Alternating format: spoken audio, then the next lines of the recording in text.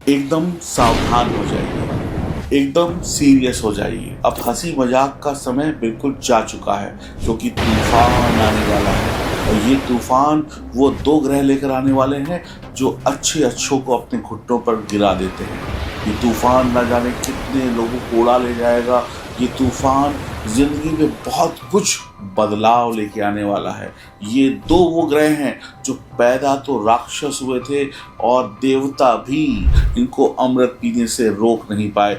ये दो ग्रह इतने पावरफुल ग्रह हैं कि सूर्य और चंद्रमा को भी ये ग्रहण लगा देते हैं। बाकी दुनिया सीधी चलती है और ये ग्रह उल्टे चलते हैं। ये उल्टे दिमाग के ग्रह हैं, ये सारे उल्टे सीधे काम करते हैं। और ये परछाई है, परछाई को पकड़ पाना असंभव है, तो इन ग्रहों को भी समझ पाना, पकड़ पाना असंभव ही है। जी हाँ, इन दो ग्रहों का नाम है राहु और केतु, जो आने वाले हैं, जो बदलाव करने वाले हैं, जो राशि बदलने वाले हैं। 1962 में केतु और राहु का परिवर्तन इंडिया और चाइना की लड़ाई लेकर आया था। 2008 में फाइनेंशियल क्राइसिस आए थे, यानी विश्व में मंदी आई थी, लोगों की नौकरियां जाने लगी थी, पैसे के लिए लोग तरसने लगे थे। और 2025 में जब ये परिवर्तन करने वाले हैं, उससे पहले ही भारत और पाकिस्तान की लड़ाई छिड़ चुकी है। और क्या क्या चेंजेस और क्या क्या बदलाव देश में, विदेश में और आपकी राशि पे होने वाले हैं, यही जानना सबसे ज्यादा इंपॉर्टेंट है। कौन राजा बनेगा, कौन भिखारी बनेगा, किसके सर पर ताज होगा, किसके हाथ में भीख का कटोरा होगा, किसको क्या मिलेगा, किससे क्या छिनेगा, यही मैं आपको बताने वाला हूं। और आपकी राशि पर इसका क्या प्रभाव होगा, ये जानना चाहते हैं तो पूरा वीडियो ध्यान से देखते रहिए। तो अब हम बात करते हैं कर्क राशि वालों के लिए। कर्क राशि वालों के लिए राहु अष्टम भाव में जा रहे हैं। 18 मई 2025 को राहु कुंभ राशि में और अष्टम भाव में कर्क राशि वालों के लिए। और ये भाव जो है ऑकल्ट साइंस का है, यानी ज्योतिष, तंत्र, मंत्र विद्या की नॉलेज का है, सीक्रेट्स का है। ये भाव कष्टों का भी है, प्रॉब्लम्स का भी है। और ये भाव वसीयत, यानी कि अचानक से मिलने वाले धन का भी है। गड़ा धन है, लॉटरी से मिलने वाले जो लाभ होते हैं वो भी इसी भाव से देखे जाते हैं। अचानक से अमीर बन जाना, अचानक से लॉटरी लग जाना, अचानक से कुछ बड़ा हो जाना, ये सब कुछ इसी भाव से देखते हैं। और अचानक से जेल चले जाना और अचानक से अस्पताल की बेड पे लेट जाना, यानी एक्सीडेंट, दुर्घटना, ये सब कुछ भी इसी भाव से देखा जाता है। बड़े बड़े बदलावों को ये भाव दिखाता है। तो इस समय में जब आप ये वीडियो देख रहे होंगे तो आपका मन ज्योतिष, टैरो कार्ड, न्यूमरोलॉजी, एस्ट्रोलॉजी सीखने में ज़्यादा हो रहा होगा। आपका मन कर रहा होगा कि हम भी कुछ सीख लें, अपने बारे में जान लें, अपनी कुंडली देख लें, या कोई कोर्स ज्वाइन कर लें, या खूब सारे वीडियोस देखने में आपका मन लग रहा होगा। 2-4 किताबें भी आप खरीद लाए होंगे या डाउनलोड कर ली होंगी आपने। यहाँ पर राहु ज़्यादा शुभ परिणाम नहीं देता है। पिछले कुछ दिनों में आपको छोटी मोटी चोट भी लगी होंगी, छोटे मोटे एक्सीडेंट्स भी हुए होंगे। कभी गाड़ी खराब हो गई, कभी सेहत खराब हो गई, कभी जिंदगी में अप एंड डाउन्स आ गए, नुकसान हो गए। अचानक से आप ऐसा महसूस कर रहे होंगे कि परेशानियां अचानक से आ रही हैं। आप बैठे हैं और कोई नुकसान हो जा रहा है, आप कुछ कर नहीं रहे हैं लेकिन उसके बावजूद भी कोई ना कोई नुकसान होता जा रहा है। आपको लोगों की नज़र लग रही है, आपको ऐसा लगेगा कि कोई आप पर बुरी नज़र लगा के बैठा है, कोई आपके पीछे पड़ गया है, कोई आप पे जादू टोना कर रहा है, कोई आपके परिवार को तहस नहस कर रहा है, कोई आपकी खुशियों को देखकर जल रहा है। आप ऐसा महसूस भी कर सकते हैं। अचानक से लगेगा कि गाड़ी एकदम से ठीक थी, चलते चलते बंद हो गई, पता चला सब कुछ ठीक था, रास्ते में टायर पंचर हो गया, इंजन ब्लॉक हो गया, कुछ ना कुछ ऐसी दिक्कतें आने वाली हैं, नुकसान हो गया। व्यापार में कोई डील हाथ आते आते हाथ से निकल गई, नौकरी एकदम से बैठे बैठाई चली गई। 10 साल से की कंपनी में नौकरी कर रहे थे और एकदम से मेल आई कि कल से मत आना, या 2-4 दिनों में आपकी नौकरी जाने वाली है। प्यार की गाड़ी में भी ब्रेक लगने वाली है, लव लाइफ में भी एकदम से ब्रेक लगेगी, पति पत्नी के रिश्तों में भी गिरावट देखने को मिलेगी, ससुराल वालों से अनबन हो सकती है, सास ससुर से या जो भी लोग हैं आपके ससुराल में उनसे कुछ ऊंच नीच हो सकती है। आप एक जवाब दे सकते हैं कि अरे तुमने क्या सिखाया है अपनी बेटी को, जो तुम हमें ज्ञान देने चले, पहले अपने घर को संभालो, हमारे को देखने चले आए हो। ऐसा कुछ ना कुछ आप अपने इन लॉस के साथ कर सकते हैं।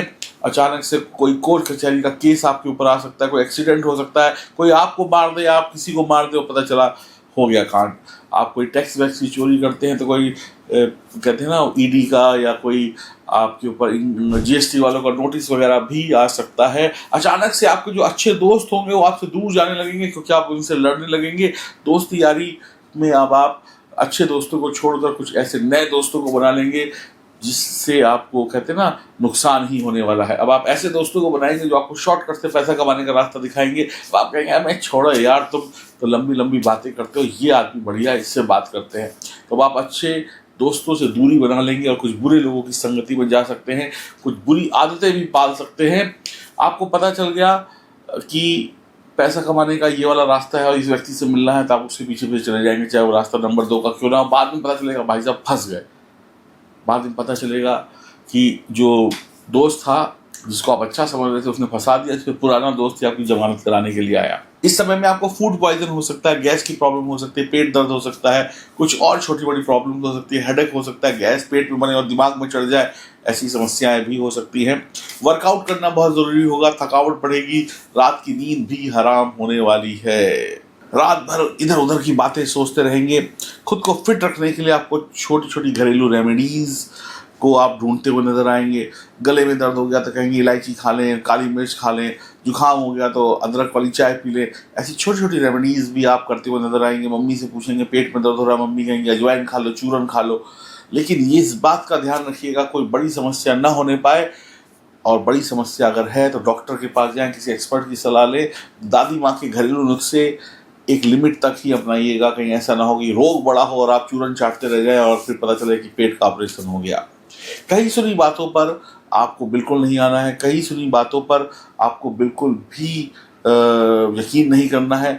लोगों के बताए हुए फॉर्मूले, व्हाट्सएप का जो ज्ञान चल रहा है या सोशल मीडिया पर जो फालतू का ज्ञान चलता रहता है, कोई कहेगा कि ये वाली रेमेडी कर लो इससे ये हो जाएगा, वाली रेमेडी कर लो ये अच्छा हो जाएगा, इस पंडित के पास चले जाओ, 2 दिन का कोर्स कर लो, 4 दिन का कोर्स कर लो, एस्ट्रोलॉजी हमसे सीख लो, उससे सीख लो।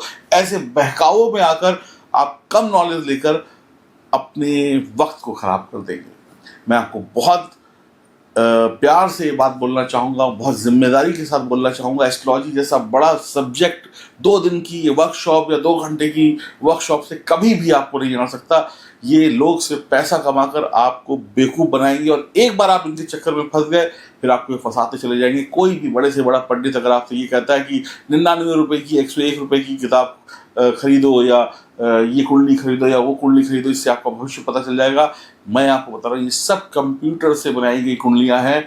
इसमें इंसान के दिमाग का कोई लेना देना नहीं है, सब सॉफ्टवेयर जनरेटेड है। एक बटन दबाएंगे और आप अगर आप मिथुन राशि के हैं ना या कर्क राशि के हैं, सिंह राशि के हैं, आप 4 कुंडलियाँ मंगाइए, चारों में एक ही जैसे लिखा हुआ आएगा, क्योंकि सब कुछ एआई और कंप्यूटर से आजकल हो रहा है और ज्योतिष एआई और कंप्यूटर से कहीं ऊपर की चीज़ है।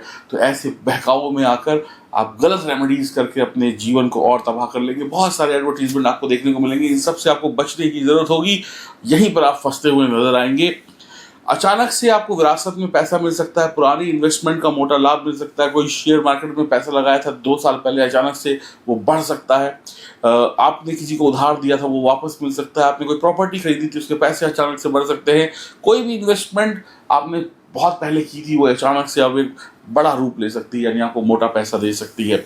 कोई भी नया इन्वेस्टमेंट करने से पहले विचार जरूर करें, सोच समझ कर इन्वेस्ट करें, जल्दबाजी में इन्वेस्टमेंट मत करिएगा। मन करेगा कि इस समय में हम हॉरर मूवीज़ देखें, भूत प्रेत तंत्र मंत्र जैसी वो डरावनी मूवीज़ देखें जिसमें मतलब खूब मज़ा आए देखने में, रहस्यमय मूवियाँ, सीक्रेट्स वाली मूवियाँ जिसमें कहते हैं ना बहुत सारा एंड में पता चलता है कि किसने किसको मारा। ऐसी नॉवेल्स पढ़ना, ऐसी मूवीज़ देखना, ऐसी किताबें पढ़ना, इन सब में आपका मन बहुत लगने वाला है, जिसमें बहुत ज़्यादा कॉन्ट्रोवर्शियल चीज़ें हों, जिसमें बहुत ज़्यादा फाइट हो, जिसमें बहुत ज़्यादा डरावनी चीज़ें हों, जिसमें बहुत ज़्यादा वॉयलेंस हो। ऐसी चीज़ें देखने में आपका मन लग सकता है। इन लॉज से आपकी बिल्कुल नहीं बनने वाली है। अब आप अपने ससुराल वालों से लड़ने वाले हो, अपने घर में कलह कलेश को बढ़ाने वाले हो।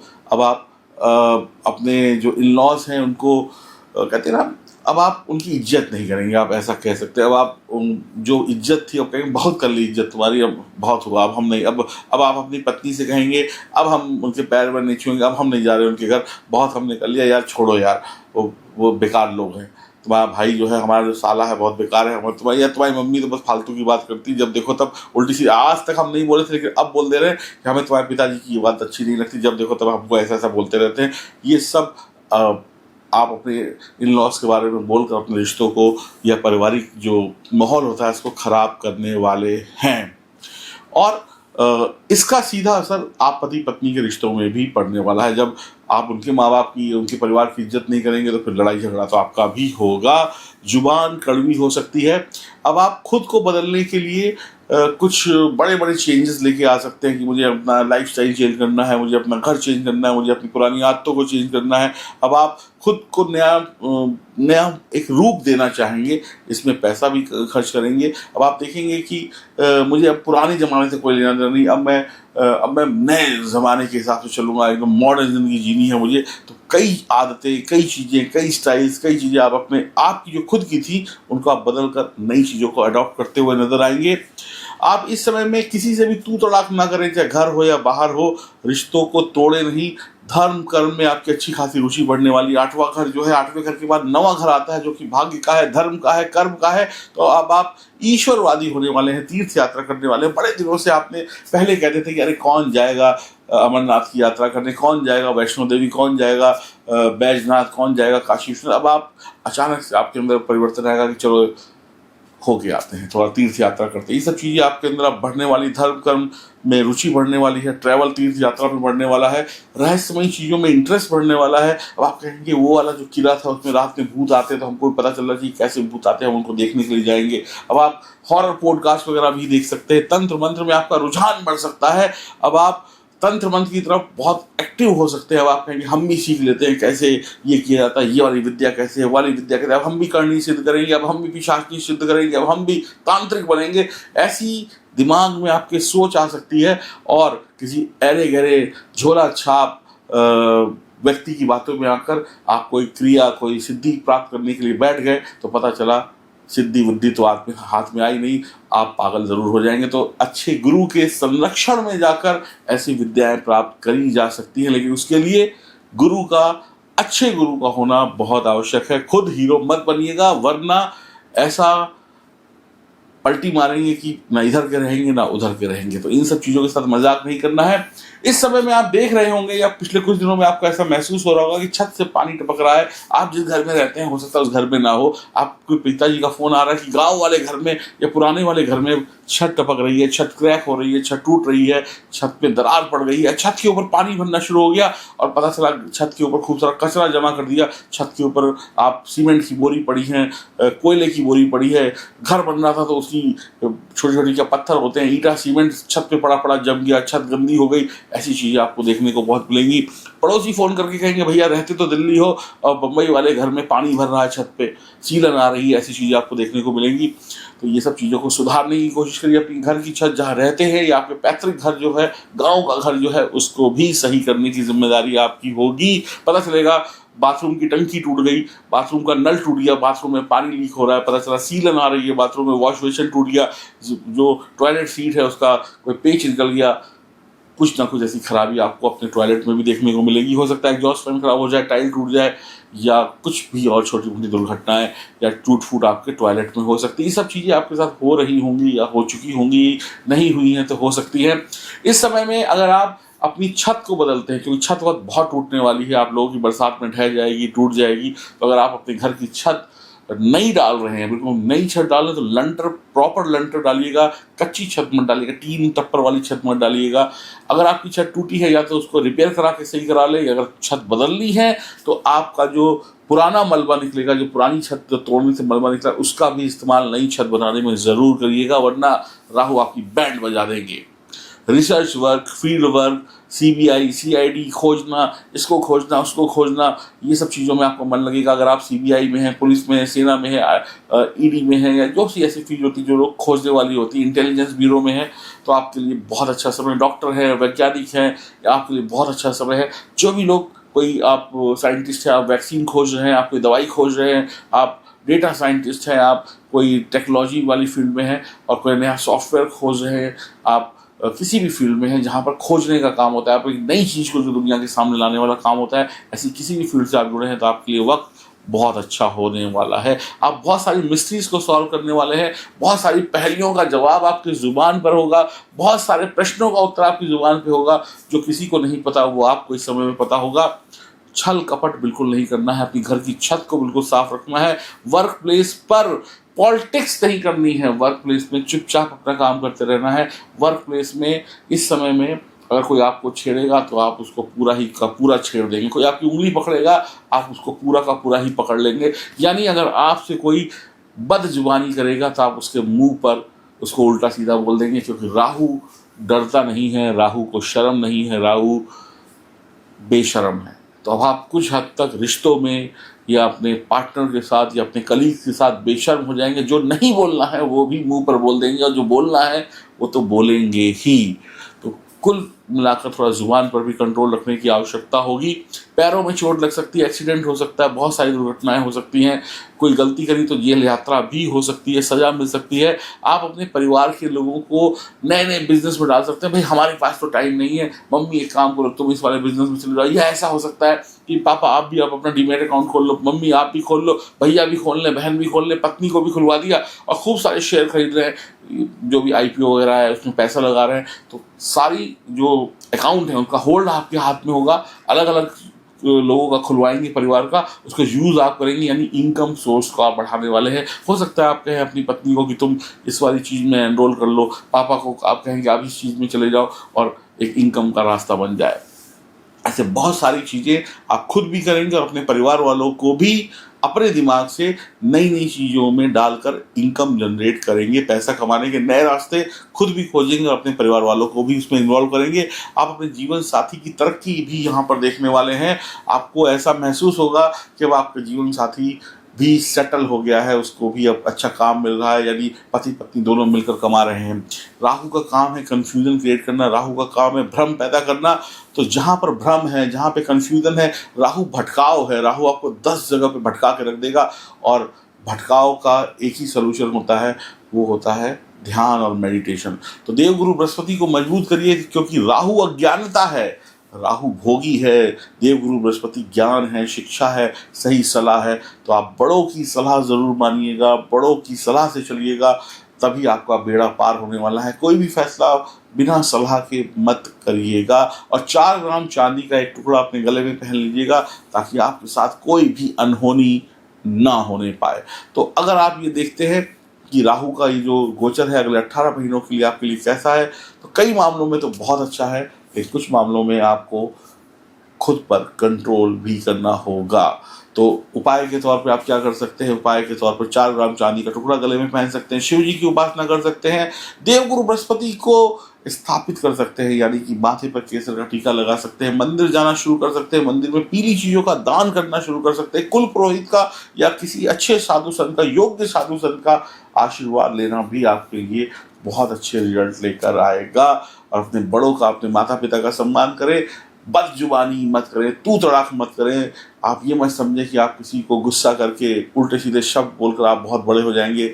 लोग पीठ पीछे यही कहेंगे, इसको तो बोलने की तमीज़ ही नहीं है, क्योंकि यहाँ पर राहु आपकी ज़ुबान को बिगाड़ने वाले हैं, और ज़ुबान बिगड़ी तो बहुत सारे काम अपने आप बिगड़ जाते हैं। तो ज़ुबान जिसकी मीठी हो उसकी 100 गलतियाँ भी माफ़ होती हैं। तो अपनी ज़ुबान को बहुत मीठा रखिएगा, अपने कामों को करते रहिए। अगर सही तरीके से चले तो राहु आपको माला माल भी कर देंगे, क्योंकि 8वां हाउस अचानक से आने वाले धन का है।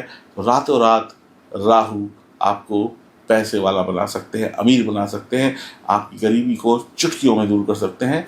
लेकिन सावधानी भी आपको रखनी होगी साथ के साथ, और उपायों को भी करना होगा। और आपकी जन्म कुंडली में राहु की स्थिति क्या है, जब तक वो नहीं जानेंगे तब तक इस राहु का कोई भी रिजल्ट आपको नहीं मिलेगा। अगर आपकी जन्म कुंडली में राहु की स्थिति कमजोर है, बेकार है, तो आपको अच्छे रिजल्ट नहीं मिलेंगे। तो इसीलिए बार बार कहता हूँ, हर वीडियो में कहता हूँ, जब तक आपकी जन्म कुंडली में 9 ग्रह, चाहे वो राहु हो और बाकी ग्रह मजबूत नहीं होंगे, तब तक किसी भी चीज़ का कोई भी फायदा आपको होने वाला नहीं है। तो इसीलिए ये जो नंबर है इसको नोट करिए और अपनी जन्म कुंडली की जांच कराइए, ताकि आप हर मुसीबत से बच सके और हर आने वाले फायदे का लाभ उठा सके। और कैसा महसूस कर रहे हैं आप, कमेंट बॉक्स में ज़रूर लिखिएगा। कई लोग आपको एक और भी उपाय बताएंगे कि आप अपना टॉयलेट साफ कर सकते हैं। बाथरूम में हार्पिक या कोई भी नीले रंग की चीज़ डालिए, उससे अपना टॉयलेट साफ करिए। ये भी उपाय आप करके राहु को शुभ बना सकते हैं। अपना टॉयलेट साफ करना आपके लिए अच्छा हो। एक चीज़ और भी मैं आपको यहाँ पर पॉइंट आउट कर दूँ, अगर आपके टॉयलेट सीट टूटती है, वॉश बेसिन टूटता है, खास करके टॉयलेट सीट टूटती है, तो एक बार अपनी कुंडली को जांच जरूर लीजिएगा कि उसमें राहु की स्थिति क्या है, क्योंकि कई बार टॉयलेट की सीट का टूटना बड़ी मुसीबत का कारण भी बन जाता है। अचानक से छत का टूटना भी बड़ी मुसीबत का कारण बन सकता है। ऐसा कई बार हमने देखा है कि छत आपकी घर परिवार की किसी जो भी आपका घर है, पैतृक घर है, गांव का घर है, वो टूटेगी वहाँ और शहर में आप तबाह हो जाएंगे। तो अगर ऐसी घटनाएं आपके साथ हो रही, छत टूट रही है, छत टपक रही है, या छत गिर ही गई, या टॉयलेट टूट गया, तो ज़रूर अपनी जन्म कुंडली की जांच करा के राहु की स्थिति को जानिएगा, वरना किसी भयंकर मुसीबत में फंस जाएंगे। राधे राधे।